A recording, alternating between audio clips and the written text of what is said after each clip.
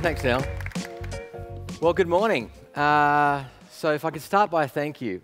My first thank you is to Blackbird, actually, which is really hard being an Airtree founder, let me tell you.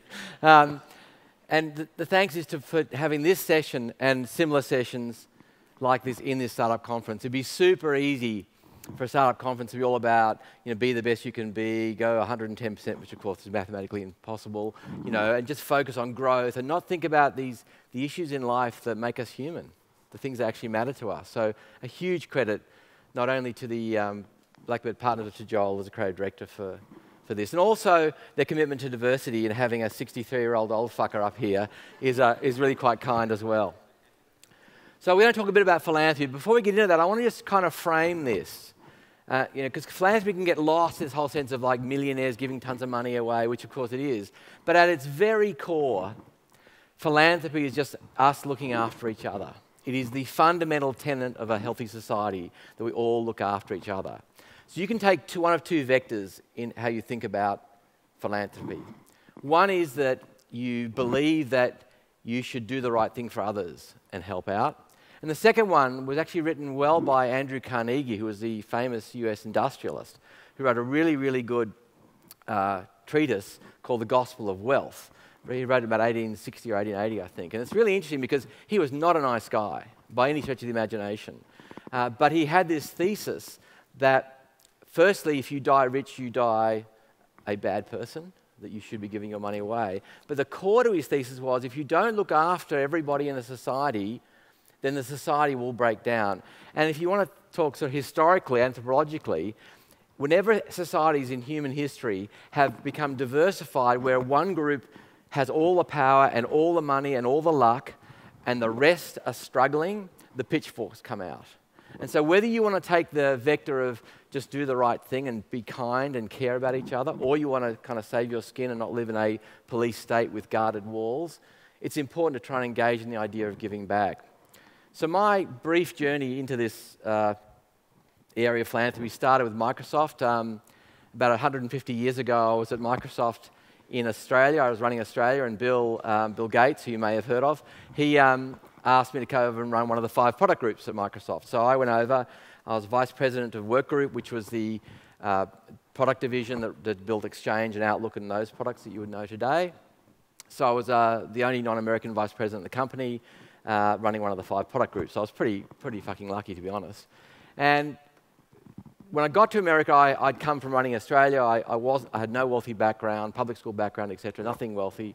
Didn't know a rich person, and lobbed into this world where there were lots of rich people at Microsoft, and the similar environments. And what I noticed was that everybody who was wealthy gave money away. It was like this thing. Everyone just did it. And one day I was on a flight to New York with Bill, and what would happen every quarter when you do the analyst briefings for Microsoft's stock performance or financial performance, usually one of the product VPs, one of the 5 of us, would go with Bill to the briefings and talk about our product range. And because mine was the newest thing coming out, which was all about this weird thing because of email over the internet, which in the sort of early 90s was a thing, they wanted me to come and do the presentation. So I did, and we were on the plane going to New York, just chatting about stuff. And he talked about philanthropy, and he talked about his mum, Mary Gates. And Mary Gates had been a founder and a chair of a charity in the US. And he was talking about his mum, and he said, what her driving philosophy is that if you've been lucky in life, it is your responsibility, not your choice, to give back.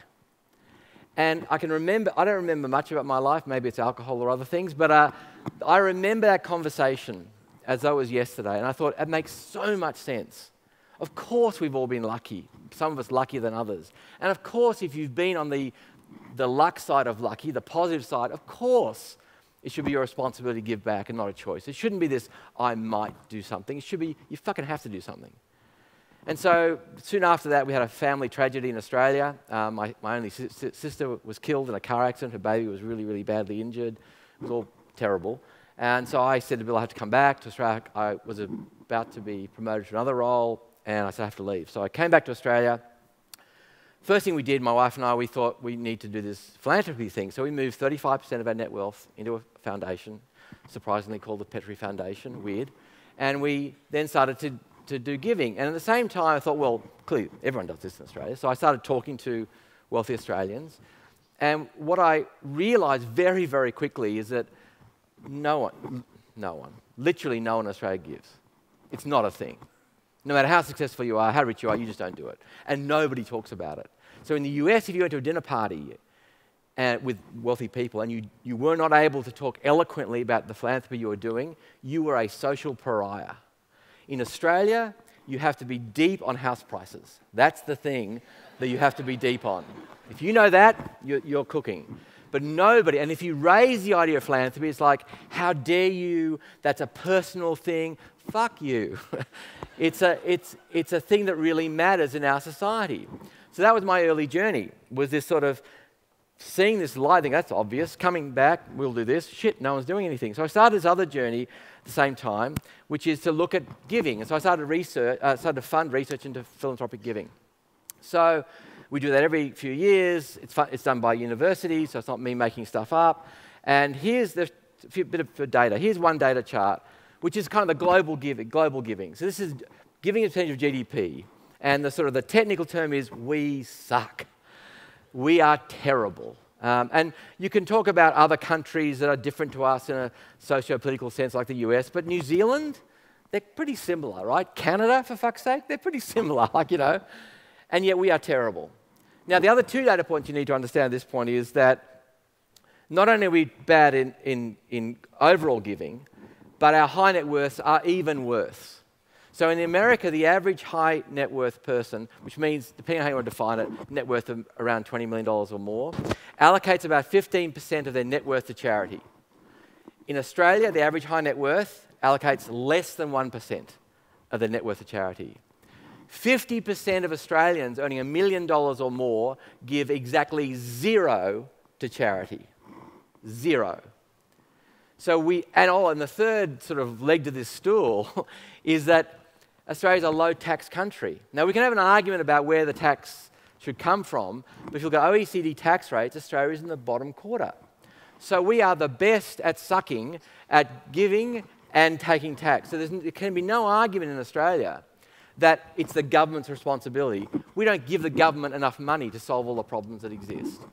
And so really, it is, at least as a catalyst, it's up to us. It's up to us in the community of Australians to decide how we help. So I was at Airtree. I founded Airtree nearly 9 years ago. We were about to launch our fourth fund, $700 million fund. And for a bunch of reasons, I decided I didn't want to do that anymore. And that can be the subject of a really interesting book in a few years' time. But the core of it was, what am I going to do with my third act? I know it's surprising to know that I am 63. I know you're really shocked. But I wanted it to matter. And I reckon I've got maybe 15 years of cognitive capability left, maybe. So what can I do with that? And I really want to return to my second gig, my side gig, which is philanthropy. And how do I help change the culture of giving? Which sounds a really big, like, who the fuck do you think you are? But that's what I wanted to try and do. How do I change a culture of giving? I spent years, like 27 years, since coming back to Australia, trying to get old, rich white guys to give, and had fuck all success with that for a whole bunch of reasons which we can go into one day. And so I wanted to try and move it. And I looked at the founder community I was working with, and what I noticed in the tech community is they're different people from the old white guys in a few pretty significant ways. Firstly, they're socially progressive. You don't have to have a whole long discussion about marriage equality. It's like, of course. Whereas over here, it's like, why would you? Secondly, they enjoy the wealth they've made or are making, but they don't feel they deserve it. I've not met one founder who may be worth 10 million, 20, 100, or a billion who actually thinks they deserve that allocation of the wealth. And that is very different from this crowd. In particular, the mining guys just dig shit out of the ground who think they actually deserve it. And so, the third thing is there's a genuine sense of discomfort with inequality. There's a genuine sense that this is not right, and you don't get that over here. Over here, you get if people just worked harder, they'd be successful. This sort of silly stuff. Whereas here, it's like, no, there are people who've been lucky, and I'm one of them, and I'm not comfortable with that. And the fourth thing is they're problem solvers. They're not happy with status quo. So the idea was leave Airtree, start up StartGiving. I'll talk a bit about in a moment what we're actually doing, and try and create a culture of giving in the tech community with a group that I think is open to it, with a group that I think wants to do something. And why now? So I want to, why would I start at this point, not wait till everyone's exited? And I think it's important to focus on the now. So, and I'll leave with a provocation at the end of this, but let me give you a sort of a little example of something that we've done. I'm not suggesting this is the best thing you ever can do, but it gives you a sense of why now. So one of the projects we funded in the Petre Foundation over the last few years has been stuff in Africa, in West Africa, in places where there is no money, there is no government money. If no one helps, nothing happens. And one of the things that I was working on was water bores in villages. It's a whole long story. I can send you a piece on it if you're interested. Anyway, so blah, blah, blah, decided to put some bores into some villages, found a guy, actually in LA, who's put more bores into Uganda than anybody else in the world, which is kind of weird. Found pumps made in India, yada, yada, yada, put them in. Got a report back from the country manager of the Hunger Project, who we did the project with, to say, like, well, what's happened? How did this go? And the things that we thought would happen were great, because what happens, of course, in these villages with no water is someone in the family has to schlep to the riverbank 10 hours a day, it's usually 2 or 3 hours each trip, to get water in plastic containers back to the family. Someone has to do it. And usually it's the young girls, because the boys are in the field. And usually the water is dirty. And so babies are dying of waterborne diseases when they shouldn't. Women who are menstruating and using dirty water are dying of bacterial infections, which they shouldn't. Kids are not going to school, because they should be at school. It's a disaster. So by putting the bore into the village, guess what? Magically, clean water, $10,000 for a bore for 2,000 people. Put a bore in, magically, clean water. Guess what? The reports came back and said deaths had declined dramatically, baby deaths. No women in those villages had died of bacterial infection from dirty water. Amazing. Girls were at school. Amazing. And then the last line, and Antonia has heard me talk about this, was, and rapes are down.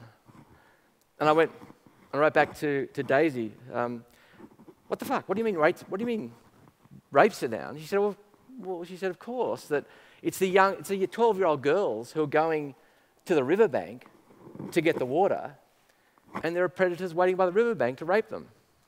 And they get raped each day.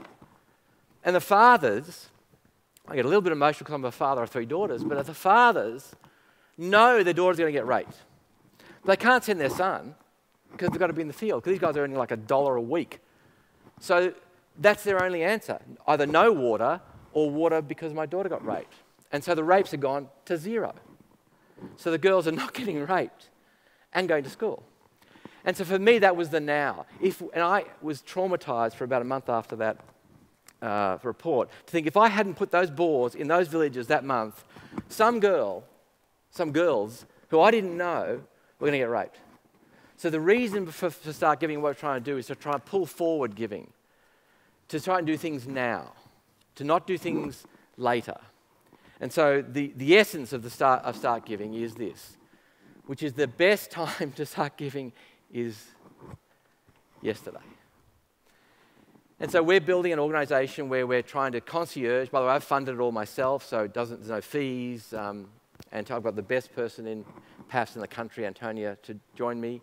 So we are trying to work with founders to help them set up structured giving now. We don't take any fees. We don't tell them who to give to, just to help to move the dial, to create more money to go into the system now. And so that now people will get help. Not when they've exited. Not out here. That's great, but if you're sitting on $1 billion now, or $100 million now, or $30 million now, and you do nothing, it's great you're going to do something in 5 years' time. But here's the thing, here's the crux of it, and what I want to leave you with. If you have assets, or money, or time, that is more than you need to live your lifestyle. Now, I'm not going to judge your lifestyle. If you want to own 1 car, 10 cars, 1 house, 10 houses, you want to buy the Baja Archipelago off the United States, sure.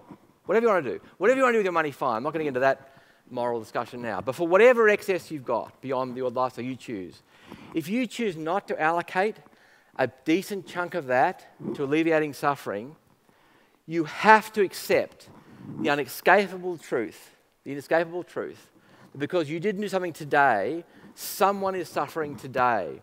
This is not a zero-sum game. This is, in the business world we live in, if someone ships a product 6 months from now versus now, not much changes. You know, if you ship a feature or a product. If you don't help someone today, in this 6 months, someone who did nothing wrong, who doesn't deserve to be suffering, is suffering. Now, if that's okay with you, that's fine, but don't pretend you can delay all this to the future and that there's no cost to anyone. And so the model we're working on is very low. You don't dilute much, blah, blah, blah, but you can do things now. And so that's what I'd leave you with, is that if you have excess, wherever you are, if you're a seed person, just put this into your mindset. Don't do anything today. Because you're still working hard, you're working hard, you're working hard. But then when you get to you're a growth person, and you've now got an infrastructure and your company's a bit bigger and you've got maybe a bit of paper wealth, you need to start doing something now. And then when you're at the exit stage, some old guy like me, then you should be doing more. So wherever you are in the continuum, even if you haven't got excess resources now, you need to start thinking about, what do I care about, what do I want to do? And don't think for a moment that there isn't a cost to delay. Thanks very much. Thank you, Daniel. Great to see you. We're now going to welcome out our fellow panelists, starting with the amazing Head of Impact at Blackbird, Kate Glazebrook. Next, co-founder of Edrolo, Ben Z, and founder of the incredible EdTech. And finally, Boundless Earth's Chief of Staff, the incredible Caroline Vu. Wow, this panel is going to be a vibe. Over to you, Kate. Thank you, Nell, and thank you, Daniel, for bringing some spice and provocation. This is the spirit of Sunrise. So we're all here today to sort of pick up the threads that you have given us this morning. Your punchy threads about what we're not doing as Australians around giving, and to share some stories from founders and people who've worked with founders who have thought deeply about how they do philanthropy a little bit differently. So I'd like to actually start with you, Ben, if I may. You have just started on a philanthropy journey. You're a founder of a Blackbird-backed startup called Edrolo. Talk to us a little bit. Is the reason why you're starting on this journey because of what Daniel said, that you just didn't want to sit around knowing that there were people suffering? Part of it is, but that's always definitely in the back of my mind. It's not the front of my mind, but I'm a strong believer in that we're, living our lives, and there are joining of events and things that happen to us, or knowledge that we've gained on our journey of life, and tell ourselves a story. And I'm heavily impacted by some recent things that have impacted my life. One is personal loss. So I lost my sister to pancreatic cancer 3 years ago today, actually. And that's been a big motivator for me to try and figure out how I can help people suffering from that terrible disease. I lost my father in March this year. This sounds like a sob story. I guess it is. Well, I mean, it kind of is. Yeah. But I'm okay, if anyone is thinking I'm not okay. So I've gone through that, and then I've had my own health issues. And the other thing, though, I guess more in if you want to call it a positive lens, is I'd like to get my children to, and instill in them the need to give back in any way that they can. And so I want to actually model that for them, and I see this as a way to do that. So you've just started working with Daniel and StartGiving as one of the founders. Is this what you're seeing, Daniel, from other founders that you meet? I think Ben's use case is pretty amazing and pretty unique in a couple of ways, if I can sort of give him a couple of compliments. One is that he's doing something soon, early. I mean, Edrolo is still on its journey. It's great business. Etre's a very proud investor, as is Blackbird. But they're not at the end of their journey, and so he's doing something soon. And trying to phrase this in a way that is complementary, Ben is not a billionaire. He is someone who has done well, but his allocation to his philanthropic giving, his structured giving, is material. It's not a rounding error. So that's an extraordinary amount of sort of humanity to occur early on in a journey. So yeah, very proud to be working with him. So Caro, you across your career have worked with a lot of, to use Daniel's phrase, high net worth individuals, very wealthy people, on how they choose to give. What have you observed about how those people think about that journey and maybe some of the things that they've learned along the way. I think, I love, Daniel, your provocation right at the end about, there is just so much suffering in the world. I think one of the things that I've observed is when people start thinking about this, you just start to see suffering everywhere. You start to see problems everywhere. And so it can be really overwhelming. And I think one of the challenges is how do you actually just start something? So one of the frameworks that I want to talk, like all of us were talking about backstage, was this concept of intertwining heart, head, and hands.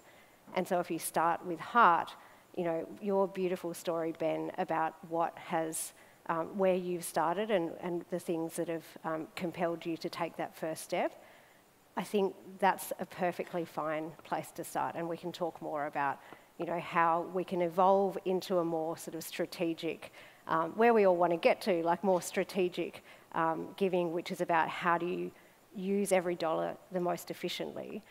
But in terms of taking the very first step, I think the most important thing is to start with a connection to purpose, start with a connection with what is it in the world that you want to see, what's the change that you want to bring about. I want to kind of pick that thread up because I think, you've alluded to it already, Caro, that a lot of people I think get trapped in this notion of like, once they start caring, they then start worrying. They worry not only about the reasons why the world isn't the way that they want it to be, but then they worry about whether their giving is right, whether they're thinking about it the right way, and then sometimes that's the point at which people stop before they've actually initiated anything. Maybe we start with you, Ben. You obviously had a very deep personal reason why this has begun for you. How have you started to nut through where you want to give and how you want to give? Yeah, it's first of all, I fully acknowledge that I don't have all the answers. I know very little. So I'm very early on this journey, and I guess I take that principle as I go through my life journey in new areas. And so, yeah, I'm finding, as to Caro's point, in the heart of the 3 H's there, that just makes it a lot easier for me to, motivate me, energize me, and in the process learn a lot about these, for example, pancreatic cancer, just to keep me, on track initially, who knows where it goes from there. What are you seeing, Daniel, with the founders you work with? Do you think that they always tend to start with a particular cause area? Yeah, they do, and they should. I think all of us, if were asked if you had a spare dollar to where would it go, we've all got some backstory within our family usually, or some experience that means a lot to us. And I think it's important to address that and to be given license and agency to just do that and not get caught up of, okay, is that cause the most important cause in the world? Well, yeah, we've got a question from someone saying, how do you reconcile your message with the fact that many charities are corrupt, ineffective, bloated? Look, and so are most businesses, but everyone invests in businesses. I think it's, I always find that, I'm not having a go at the question, or maybe I am, fuck, I don't care. But I think the point is that we have this lens against charities. Oh, well, the admin costs are too high, and some are corrupt, and some are... Nobody puts that lens on the business community. It's like, well, hang on a second. Yes, some charities are not effective. Well, you can find out who is effective. You can do your research. You can look at a cause area and see who's got the lowest cost of service delivery in that area and find out. You can ask the charity to justify their numbers. There are ways you can do it, but I think what worries me sometimes is that this is an excuse mechanism. I'm not going to give to charities because they're all corrupt, or I'm not going to give because I haven't worked out who... I know a friend who's a billionaire, and he's multi-billionaire, and he's like, I just don't know who to give to, so I'm not giving. I was like, what the fuck?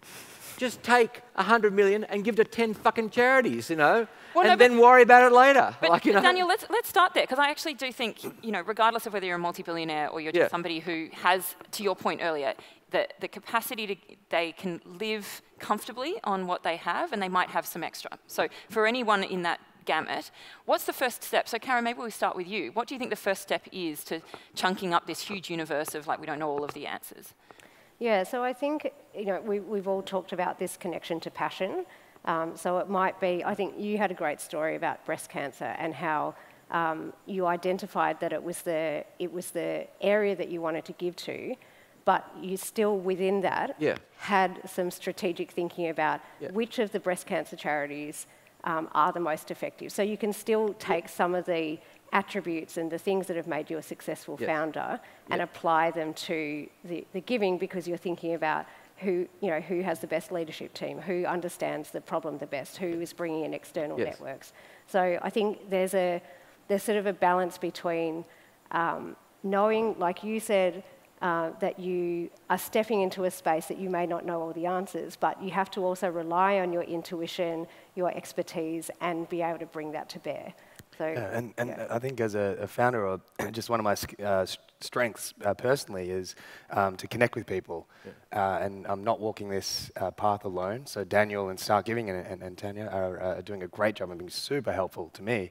When I've been looking into pancreatic cancer, I'm not just reading and doing a desktop type of research. I'm getting out and trying to meet the scientists actually at WeHi or wherever they are doing the work at the cutting edge, and speaking with the different charities as well, and just trying to get as many different inputs and just being curious, which I guess co-founding Edrolo, I was curious about a certain problem, and here we are, from an Edrolo's perspective, and I guess I'm taking that sort of same approach. And actually, I'd like to dig into that, because it'd be interesting to think about, what do you think the characteristics of founders are that might make them good philanthropists? You've already talked about one, which is curiosity and a willingness to learn new things. And maybe what are some of the characteristics that makes a great tech founder that they actually have to unlearn when they're thinking about a philanthropy journey? Maybe we'll start with you, Ben, and then go across the group. Yeah, I think it's a good question. I think Daniel and Carol have better answers, actually, so I'll be quick. I think it's, being curious is number one, but also knowing that, the answers that you might think you have the answers, and, have the confidence and bravado to put forward. No, this has to be the solution, and you could derail the work that people are doing inadvertently, and I think that's something you've got to be very mindful of. Yeah, there is a danger. One of the great things about founders is they say, I can do this better in their chosen area of their product. Right, in tech we talk about disruption like it's a good thing.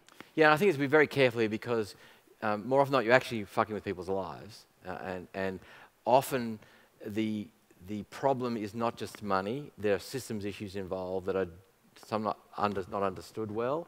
So how government interacts and how this and how other services are delivered. So I think bringing that questioning culture, that questioning attitude, and that discomfort with the current offering or the current approach is really useful, but being respectful that you may not know what you're talking about, and you need to tread a little carefully until you know enough. There's a great book, which I can put on the thread, which is about billionaires who can really cause damage in this space, because they've got enough muscle that the charities in turn say, well, we'll do whatever you want, not what should be done. Yep. So I think going into it, and in pancreatic, you can get proxies for who's good at it by papers published and citations. So you can get some proxy markers to who might be doing well. And there are always proxy markers and data, at least proxy data, to give you a sense of who's got a good service delivery model. But I'd say it's taking that questioning attitude and that need to do better, but being respectful of who you're working with and making sure you really understand it before you come up with a disruptive idea. Yeah, I mean, I think go ahead. Just actually to jump on that. I think we've talked about curiosity, so we're talking about values here, and I feel like this whole conversation is about values. Yeah. So the value, to be explicit about it, the value that we're talking about that you start from is actually empathy. So what you're talking, it's an extension of curiosity, but we also were having this conversation before about how empathy is the core of why you guys have been so successful, like all of the three of you have been so successful in business, because you've really, felt the customers' problems, you've really gone deep on trying to solve whatever problem it is. And so that is actually what, to your question, Kate, like what are the attributes that made you a great founder that will also set you up to be a great philanthropist? That's actually what you bring in here. So that's the extension of that. So actually, we've got some great questions coming in. Keep bringing them, by the way. But I think there's there's a bit of a question mark in here, and you brought this up a little bit in your talk, Daniel, which is about like what's the role of government here? And do we want to be living in a world more like the United States does, where they sort of residualize government, and it's left to a large and growing philanthropy sector to kind of step in for government? I'm sure there's a variety of views in this room about whether that's a goal that we want, but what would your kind of reaction to that be? Well, firstly, I think our taxes are too low, and particularly taxes on the wealthy are too low. So that's just obvious. And so, and frank dividends, and a whole bunch of things, and negative gearing, a whole bunch of silly tax advantages that go to rich people, rich older white people. And so we should be taxed high. We need more money into the system just to provide the basic service delivery of education, medical health, and social services, NDIS. So that, we can't get away from that. And we can't think we're going to replace that. We need a slightly higher tax rate at least. However, the role of philanthropy can be doing things governments won't. Governments don't like to try new things because it becomes... Here first, if you're in government. Yeah. But, because, and you can, giving them a little bit of credit because it becomes the election statement of the opposition next time around. Well, they tried this program, it didn't work, So they're just not, and their infrastructure and their bureaucracy isn't attuned to trying new things. So philanthropy can be very useful if in a venture philanthropy sense, not in a investment returns, but in a trying something new, that if you can make it work, then it can get scaled up and government could then take it over or invest. And I think there's some really good examples where people are doing really interesting things in the social space. Yep. And then they're proving out the MVP, right? And the growth capital, in fact, becomes the government's now stepping and saying, hey, this works, we'll take this on. Well, I mean, I think actually Boundless, Caro, is a really good example of this because you don't think about investment over here and philanthropy over there, but you also have an advocacy arm. Maybe you could talk a little bit about the theory of change there. Yeah, sure.